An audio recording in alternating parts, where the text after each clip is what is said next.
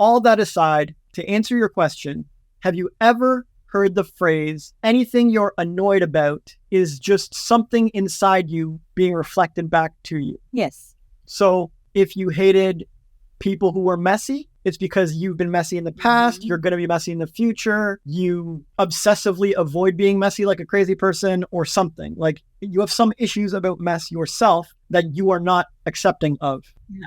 And so if you don't accept it in yourself, or if you judge it in yourself, you will see it outside you probably fairly often, or in others. Yes. So if you know a feminist who hates or shames or judges or doesn't accept the choices of a trad wife, what is likely about her, the feminist? Well, she's projecting her own stuff.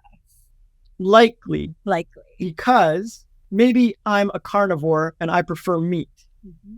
But if other people eat vegetables, I don't get riled up about it and have a fit and start getting judgy and blaming. I'm like, okay, you do you. I prefer meat. I'm going to be a carnivore. Yeah. I have no issues with it.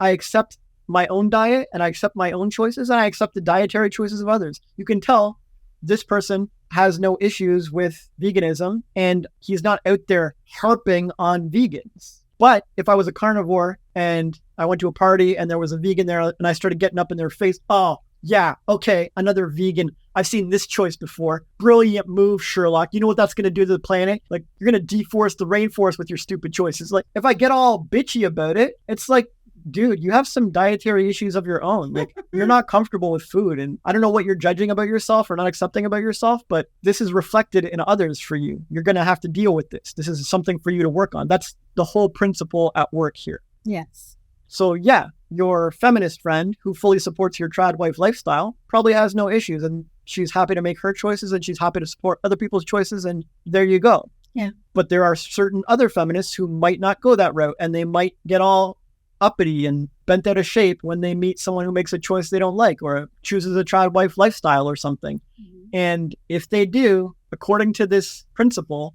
they likely have some trad wife tendencies or inklings or a desire or something in their past or something in their future that they are not accepting of about this topic. Well, that's really good because when we met, as you know, I was living a dominant lifestyle. You got pretty uppity about a lot of people's choices. I was very, what's the word I'm looking for? Judgmental about women who were submissive for years because I secretly was submissive and wasn't living that life. Wasn't admitting it to myself. I wasn't admitting it to anyone. I didn't admit it to anyone until I met you. And so this makes a lot of sense for me. So now I fully embrace it and I don't care what anyone does. And the times that things do pop up when I do every now and then feel judgmental towards someone else, it's usually something about myself that I don't like. And I haven't had an experience yet where I judge someone else and it wasn't about me. It had nothing to do with them. It was solely about what they were showing me about myself that I didn't like. So I think I need to really remember this when other people do it back to me.